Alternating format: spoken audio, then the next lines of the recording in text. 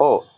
माननीय supreme court असेल, माननीय हायकोर्ट मुंबई आणि माननीय हायकोर्ट खंडपीठ छत्रपती संभाजीनगर येथे आम्ही कॅवेट दाखल केलेत। या माध्यमातून आम्हाला जर कुणी ओबीसी नेत्यांनी काही मंत्रिपदावर असणाऱ्यांनी सुद्धा या जी-आरला चॅलेंज करणार असं सांगितलंय। त्यामुळे हैदराबाद गॅझेट मध्ये आम्ही मराठा आणि कुणबी कसे एक आहोत आणि सरकारनं जो जी-आर काढलाय त्याची जबाबदारी जरी सरकारवर असली ते टिकवण्याची, तरी आमचं एक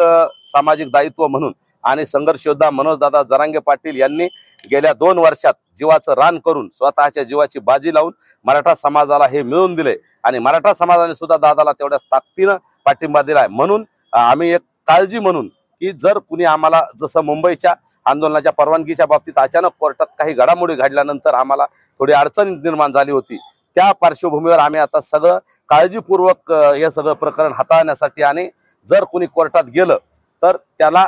काही या जी-आरला स्टे देण्यापेक्षा किंवा त्याचं तो जी-आर रद्द करा असं कुणी जर म्हणलं किंवा काही लोक तिथं गेलेत माननीय सुप्रीम कोर्ट आणि माननीय हायकोर्टात, तर ते जे या जी-आरला चॅलेंज करतायत आणि जी-आर रद्द करा किंवा कॅन्सल करा असं जर म्हणले तर हा जी-आर मध्ये हैदराबाद गॅझेट आणि मराठवाड्यातला मराठा आणि कुणबी कसा एकच आहे हे पटवून देण्यासाठी आम्ही ते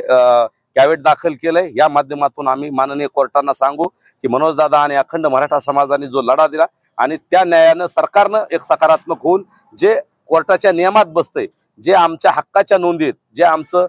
घटनेनं दिलेलं आरक्षण आहे तेच आम्हाला मिळालेलं आहे। त्यामुळं ते कसं कायदेशीर आहे हे आम्ही माननीय कोर्टाला या माध्यमातून पटवून देणार आहोत, त्याच्यासाठी आम्ही कॅवेट दाखल केलं।